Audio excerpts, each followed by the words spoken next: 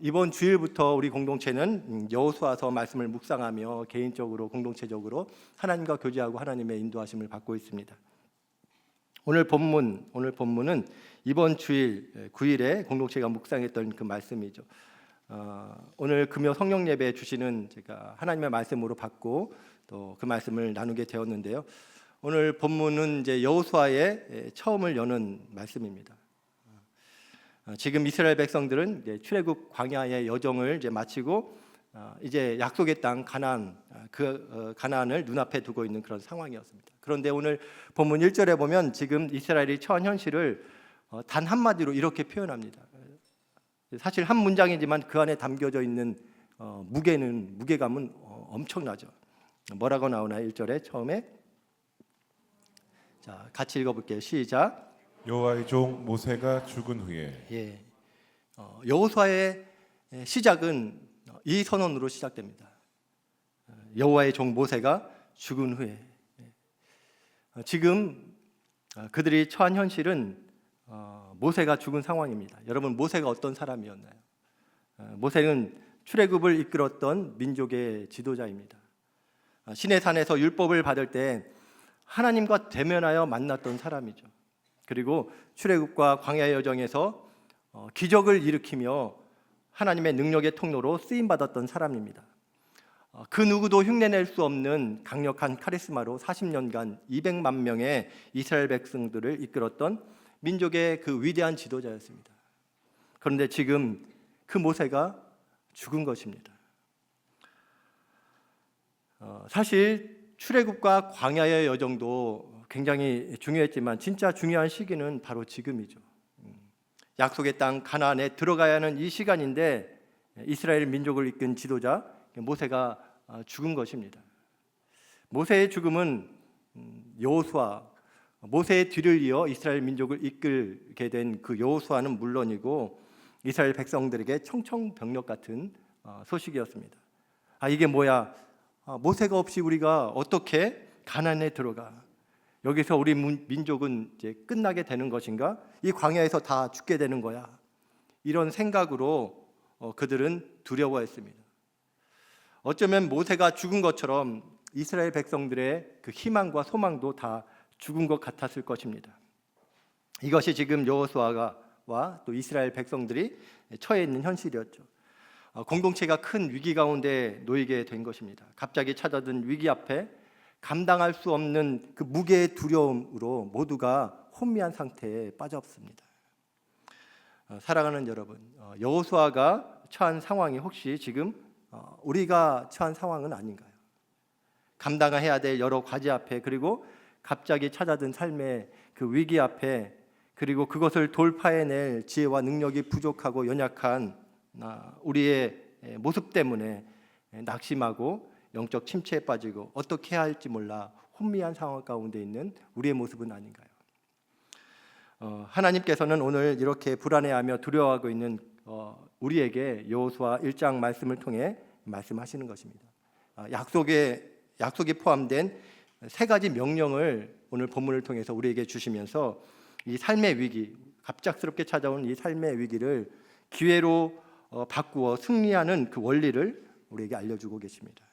그래서 저는 오늘 본문에서 하나님께서 여호수아에게 하신 그 명령, 이 세 가지를 살펴보며 우리 삶에 또 적용하길 원합니다. 그래서 우리 삶에 찾아든 위기를 기회로 바꾸고 결국 하나님이 이루기 원하시는 거룩한 뜻이 우리의 삶을 통해서 이루어지는 은혜가 있기를 주님의 이름으로 축원합니다. 자, 그렇다면 우리 인생에 갑자기 찾아온 그 위기 앞에, 또 삶의 도전 앞에 낙심하지 않고 그 위기를 기회로 바꾸는 승리하는 삶을 살기 위해서 우리가 순종해야 될 명령은 무엇이고 또 붙들어야 될 약속은 무엇일까요? 첫 번째는 바로 강하고 담대하라는 명령입니다. 그리고 우리가 붙들어야 될 약속은 내가 너와 함께하겠다라는 약속이죠. 모세가 죽은 위기 앞에 혼미한 가운데 있는 여호수아에게 하나님께서 주신 첫 번째 명령, 그것은 바로 이 강하고 담대하라는 것입니다. 오늘 본문에 보면 같이 읽었는데 가장 많이 반복해서 나오는 명령이 바로 이 말씀이에요. 한번 찾아볼까요? 보면은 6절에 나오죠. 강하고 담대하라라고 나옵니다. 그리고 7절에 오직 강하고 극히 담대하여, 그리고 9절에도 나옵니다. 9절에도 내가 내게 명령한 것이 아니라 강하고 담대하라, 두려워하지 말라, 놀라지 말라. 여러분, 하나님께서 왜 이렇게 반복해서 여호수아에게 두려워하지 말고 강하고 담대하라고 말씀하시는 것일까요? 지금 여호수아의 마음 상태를 대변해 주시는 것이죠. 지금 여호수아가 무척 두려워하고 있기 때문입니다. 자신이 처한 상황 때문에 심한 스트레스를 받아서 두려움 가운데 그가 눌려 있는 것입니다. 사실 지금 그들이 들어가야 할 그 땅, 여호수아가 이 백성들을 이끌고 들어가야 될 그 가나안 땅은 주인이 없어서 가서 그냥 깃발만 꽂으면 내 땅 되는 그런 땅이 아니죠. 그 땅은 이미 가나안 원주민들이 살고 있는 땅입니다. 하나님께서 약속으로 주셨지만 들어가서 싸워 또 빼앗고 취해야 될 땅들인 것이죠. 사실 광야의 여정도 기적이었지만 이제 더욱 큰 기적이 필요한 상황이 바로 지금 상황입니다. 그런 상황인데 지금 지도자인 모세가 죽은 것입니다. 민족의 등불이었던 모세가 사라진 것이죠. 그러니까 찾아온 것이 두려운 것입니다. 그때 하나님께서 여호수아에게 그 두려움을 극복하라고 강하고 담대하라라고 말씀하시는 것이죠. 여러분, 이렇게 두려워하는 마음, 어떤 상황 가운데 우리가 두려워하는 마음은 이것은 하나님이 주신 마음이 아닙니다. 이것을 꼭 기억해야 돼요. 어떤 상황이든 그 상황 가운데 우리가 두려워 위축된다면 그것은 하나님이 주시는 마음이 아니에요. 디모데후서 1장 7절에 보면 하나님이 우리에게 주시는 것은 두려워하는 마음이 아니라고 하시죠. 두려워하는 마음이 아니라 오직 능력과 사랑과 근신하는 마음이다라고 말씀합니다. 이처럼 과도한 두려움은 하나님이 주시는 것이 아니라 마귀가 주는 것입니다. 우리로 하여금 하나님의 나라를 누리지 못하고 또 하나님의 나라를 위해 살지 못하도록 마귀가 주로 사용하는 무기가 바로 그 두려움인 것이에요. 그래서 우리가 어떤 문제 앞에, 어떤 상황 앞에 우리 마음이 두려움으로 작동하고 있다면 우리는 깨달아야 됩니다. 지금 사단이 공격하고 있구나. 내 마음의 평강과 희락의 그 하나님의 나라를 빼앗기 위해서 공격해 오고 있구나. 그것을 캐치할 수 있어야 돼요. 그리고 오늘 주신 이 말씀, 강하고 담대하라 하신 이 말씀을 붙들 수 있어야 되는 것입니다. 그런데 여러분, 하나님께서 여호수아에게 강하고 담대하라라고 이제 계속 말씀하시는데 아무런 근거 없이 그냥 얘야, 지금 네 마음을 잘 지켜야 돼. 네 마음이 무너지면 안 돼. 강하고 담대해. 그렇게 말씀하시는 건가요? 아니죠. 하나님께서는 두려움을 극복하고 마음을 강하게 할 수 있는 비결, 그 이유 또한 이야기하십니다. 바로 하나님께서 그들에게 주신 약속이에요. 약속. 그 약속이 무엇인가? 9절 말씀입니다. 9절 말씀 같이 한번 다시 읽어보도록 하겠습니다. 9절 같이 읽겠습니다. 시작. 내가 내게 명령한 것이 아니냐. 강하고 담대하라. 두려워하지 말며 놀라지 말라. 내가 어디로 가든지 내 하나님 여호와가 너와 함께 하느니라 하시니라. 예. 하나님께서 주신 약속이 뭐예요? 내가 어디로 가든지 내 하나님 여호와가 너와 함께 하느니라. 이 약속을 주시는 것입니다. 그러니 어디로 가든지 그들과 함께 하시는 하나님의 임재, 그 하나님을 바라보라는 것입니다. 그럴 때 우리 마음의 두려움이 사라지고 강하고 담대할 수 있다는 것이죠. 그렇죠. 하나님이 함께 하시면 우리 앞에 놓인 그 문제는 문제가 되지 않는 것입니다. 문제보다 크신 하나님께서 우리를 친히 지키시고 돌봐주시기 때문인 것이죠. 여러분, 하나님이 함께 하시면 두려워할 필요가 없는 것입니다. 그러면 내 삶의 모든 문제는 아무것도 아닌 것이에요. 한 나라의 대통령이 다른 나라로 순방을 갈 때 그때 대통령만 혼자 가나요? 그렇지 않죠. 한 나라의 대통령이 순방을 가면 그 나라의 과학과 또 문화와 군사와 경제와 교육과 행정을 대표하는 수많은 사절단들이 함께 움직이는 것이, 가서 같이 협상하고 또 결론을 도출해 협약을 맺습니다. 마찬가지로 하나님께서 당신의 백성들과 함께 하신다는 것은 바로 하나님과 함께 하늘이 움직인다는 것입니다. 하늘의 모든 자원이 함께 움직이는 거예요. 하나님의 천사들이 함께 움직이는 것입니다. 그러니 우리 앞에 무엇이 놓여있든 놀라거나 두려워할 필요가 없는 것이죠. 우리 인생은 결국 저는 이제 시선 처리에 달려있다라고 생각이 됩니다. 내 시선을 어디에 두고 있는가, 그것이 결국 우리의 마음 상태를 결정짓는 것이에요. 문제와 상황에 우리의 시선을 두면 늘 요동하고 두렵고 힘듭니다.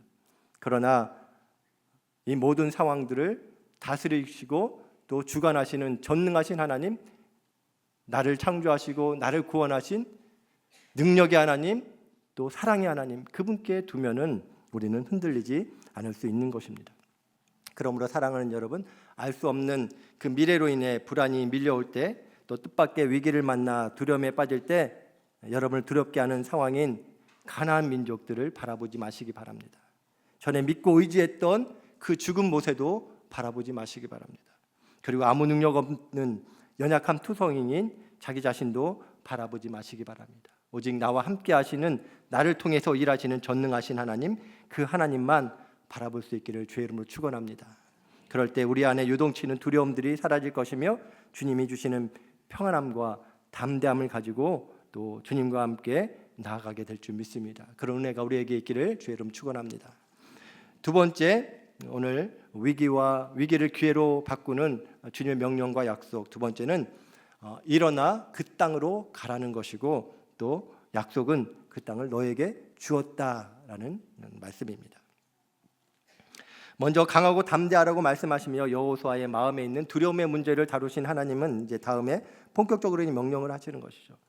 이제 일어나 그 주저앉아 있던 그 자리에서 일어나 약속의 땅을 향해 나아가라는 것입니다. 2절 말씀 같이 한번 읽어보겠습니다. 시작. 내 종 모세가 죽었으니 이제 너는 이 모든 백성과 더불어 일어나 이 요단을 건너 내가 그들 곧 이스라엘 자손에게 주는 그 땅으로 가라. 일어나 건너 그 땅으로 가라. 하나님이 이스라엘에게 주겠다고 하신 약속의 땅, 그 땅을 향해서 일어나서 믿음으로 건너고 믿음으로 나아가라는 것입니다. 더 이상 주저앉아 있지 말고 이제 일어나 행동하라는 말씀이죠. 주겠다고 하신 그 약속의 땅, 그 땅에 들어가 차지하라는 것입니다.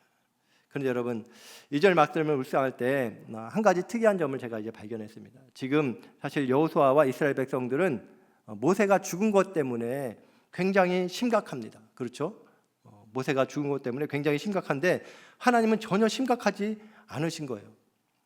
다시 한번 읽어볼게요. 2절에 내 종 모세가 죽었으니 이제 너는 이 모든 백성과 더불어 그 땅으로 가라. 지금 다들 모세가 죽었다고 호들갑 떨고 있지만 하나님은 모세가 죽은 그 일이 그렇게 큰 일이 아니세요. 그래서 아무 일도 아닌 것처럼 이렇게 말씀하시는 거죠. 여호수아야, 내 종 모세가 죽었으니까 이제 네가 그를 대신해서 이스라엘 백성들을 데리고 내가 너에게 주겠다고 한 그 약속한 가나안 땅에 들어가라. 그렇게 말씀하시는 거예요. 너무 쉽게 말씀하시는 거예요. 그럼 왜 그럴까요? 사람은 바뀌어도, 사람은 떠나도 하나님의 약속은 바뀌지 않고 하나님의 약속은 유효하기 때문에 그런 것입니다.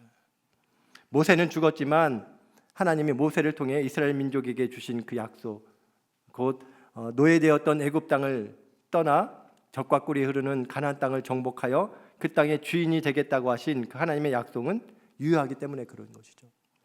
그래서 하나님은 여호수아에게 죽은 모세를 붙들지 말고 이제 너는 내가 너에게 준, 너희 민족에게 준 약속을 붙들어라 라고 말씀하시는 것입니다. 특별히 3절 말씀에 보면 하나님이 그들에게 하신 약속이 나오는데 3절 말씀에 이렇게 말씀하죠. 내가 모세에게 말한 바와 같이 너희 발바닥으로 밟는 것은 모두 내가 너희에게 주었노니 라고 이야기합니다. 너희 발바닥으로 밟는 곳은 모두 내가 너희에게 주었다라고. 완료형으로 나와요. 완료형으로. 너희가 가서 차지해야 된다. 앞으로 그것이 아니라 주었다라는 거, 이미 주어졌다는 것이에요. 하나님이 약속하신 그 순간 이미 그 땅은 그들의 것이라는 것입니다. 그러니 하나님의 이 약속을 기억하고 믿음으로 그 땅을 취하라는 것이죠. 그러면 그들이 밟는 모든 곳, 여기 4절에 나와 있는 광야와 또 레바논에서부터 큰 강 유브라데 강까지 또 해쪽 속의 온 땅과 해지는 쪽 대해까지 다 너희의 영토가 되리라라고 말씀하셔요. 사랑하는 여러분, 하나님께서 가라고 하신 그 땅은, 또 내가 일어나서 들어가야 될 그 땅은 내가 열심히 하면 차지할 수 있거나 운이 좋으면 차지할 수 있는 그런 땅이 아닙니다. 거기는 나의 어떠함의 문제가 아니라 이미 결정이 내려진 땅이라는 것이에요. 우리가 싸울 전쟁은 이미 결론이 난 전쟁인 것입니다. 전쟁은 하나님께 속했고 그 하나님께서 그 땅의 주인이셔요. 그래서 하나님은 여호수아에게 이렇게 말씀하시는 것이죠. 여호수아야, 내가 주인이야. 내가 결정하는 자야. 내가 너에게 주었으니까 이제 일어나라. 담대히 나아가라. 온 세계가 나에게 속했고 나는 여호와 너의 하나님이야. 여호수아야, 이 백성들을 데리고 일어나 들어가라 라고 말씀하시는 것입니다. 여러분, 예수님을 믿는 우리도 마찬가지입니다. 복음은 우리가 열심히 무언가를 해야 복을 받을 가능성이 있는 존재라고 이야기하지 않습니다. 복음은 이미 예수 믿는 성도들에게는 하늘에 속한 신령한 복들이 주어졌다고 이야기합니다. 그렇기에 우리는 혹시나 복을 얻을 수 있을까 싶어서 일어나 보는 것이 아니에요. 이미 받은 복 받은 존재이기 때문에 그 복을 힘입어 일어설 수 있고 또 앞으로 나아갈 수 있는 자들인 줄 믿습니다. 사랑하는 여러분, 모세가 죽었다는 현실 앞에 주저앉아 있던 그 여호수아처럼 우리도 지난 실패와 상실 또는 현실의 두려움 앞에 멈춰선 채 이제는 안 되겠지 하며 낙심하고 있지는 않습니까? 하나님께서는 그런 여호수아에게 말씀하십니다. 너는 일어나라. 너는 건너가라. 너는 나아가라. 내가 너에게 준 그 땅을 차지하라 라고 말씀하십니다. 그렇습니다. 하나님은 멈춤의 자리가 아니라 믿음의 자리로 우리를 부르시는 것입니다. 과거의 상실과 아픔에 머물지 말고 약속의 땅을 향해 믿음으로 걸어가라 라고 말씀하시는 거예요. 그리고 하나님께서 내가 이미 주었다라고 말씀하셨다면 이제 우리에게 남겨진 것은 바로 이 순종만 남겨진 것입니다. 믿음의 걸음은 결과를 보고 걷는 걸음이 아니에요. 약속을 믿고 걷는 걸음이 바로 믿음의 걸음인 것입니다.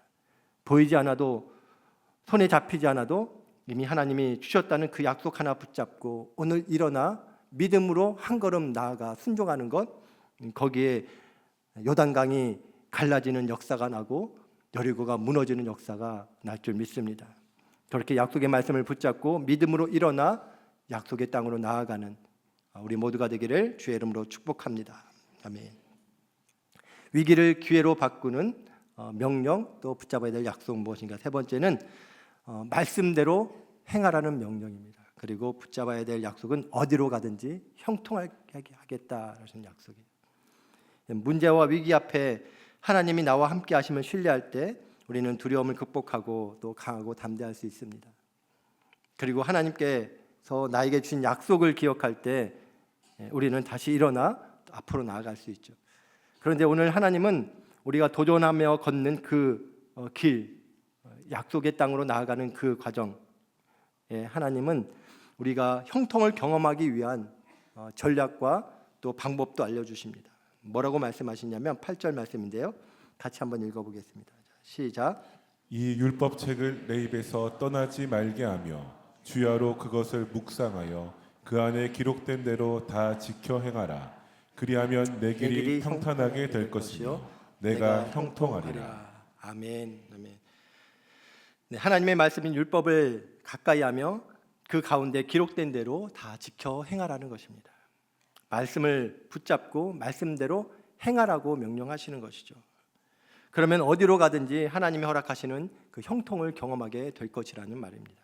그런데 여러분, 지금 사실 하나님이 여호수아에게 주신 이 전략, 그들이 앞으로 나아가 차지할 그 땅, 그 싸움, 그 전략을 생각할 때 사실 전투를 앞두고 있는 상황에서 일반적으로 생각할 수 있는 그런 전략들은 아니죠.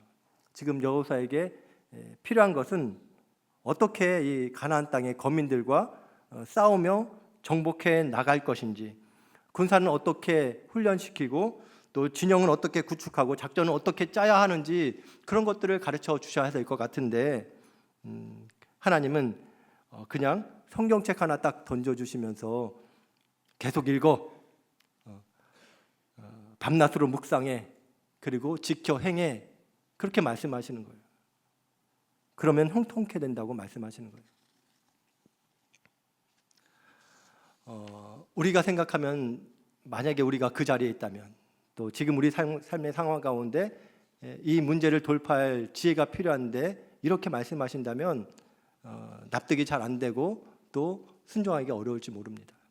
근데 여러분, 왜 이렇게 말씀하시는 걸까요? 하나님께서 그것은 앞으로 그들이 들어가 정복하게 될 가나안 땅은 그들이 생각하는 것처럼 칼과 창으로 전쟁에서, 그러니까 이제 세상적인 방식으로 싸워서 얻게 되는 땅이 아니기 때문에 그렇습니다. 그 땅은 하나님께서 이미 약속으로 준 땅이기 때문에 하나님의 말씀대로 순종해서 들어가 밟으며 이미 주신 것임을 확인하는 땅이기 때문에 그런 거예요. 물론 표면적으로는 전쟁을 하는 것 같지만 내면적으로는 말씀 순종이라는 영적 전쟁을 통해 얻게 되는 땅임을 알려주시는 것이죠. 그러므로 전쟁에서 승리하기 위해서 또 형통하기 위해서 그들이 해야 할 일은 단 한 가지예요. 바로 하나님의 말씀을 잘 듣고 잘 기억하고 잘 순종하는 것입니다.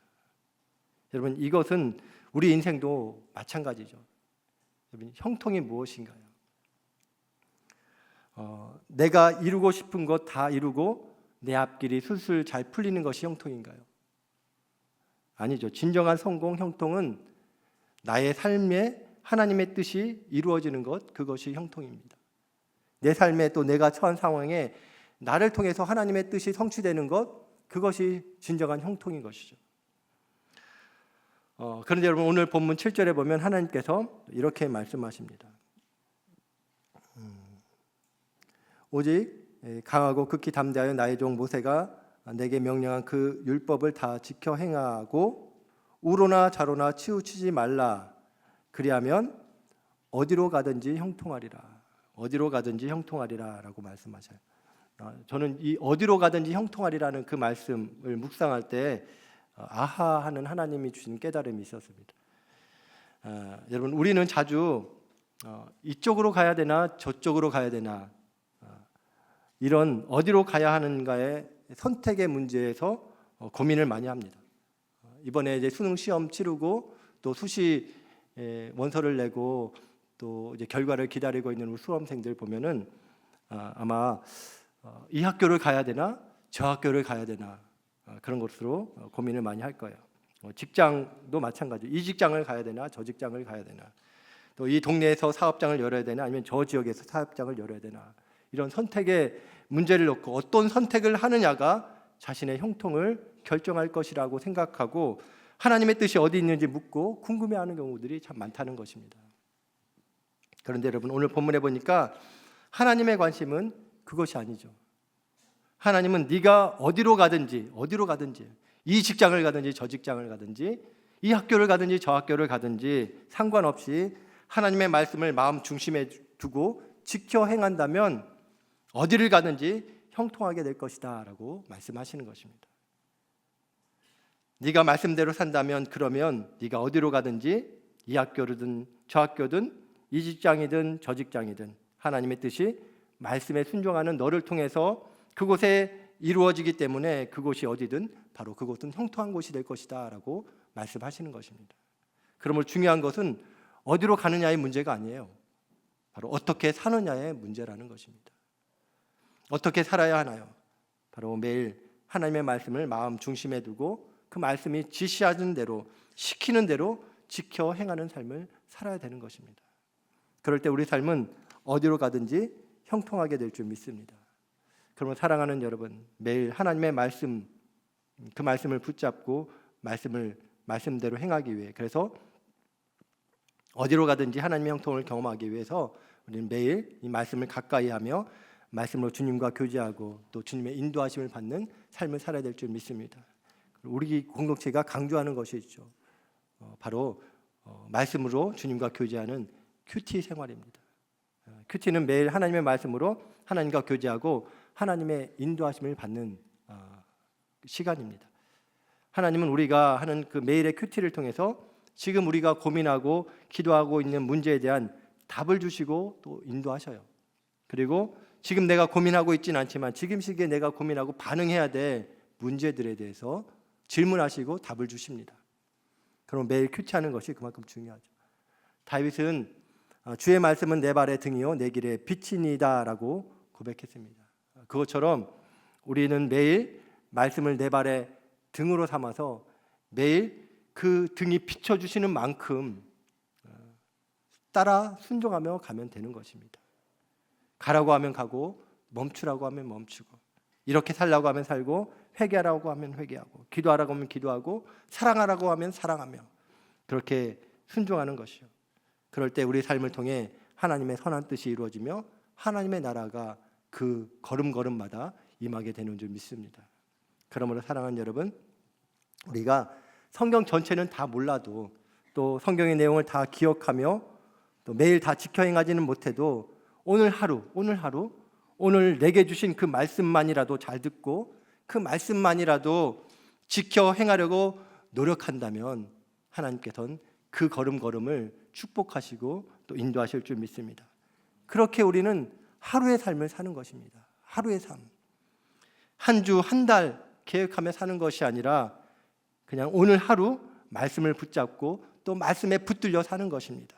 그렇게 하루가 전부인 것처럼 말씀을 따라 살다 보면 우리를 두렵게 했던 모든 문제들과 그 장애물들을 지나 요단강을 건너게 되고 여리고성을 무너뜨리게 되고 약속의 땅을 차지하는 은혜의 자리에 서게 된 것을 우리가 확인하게 될 것입니다.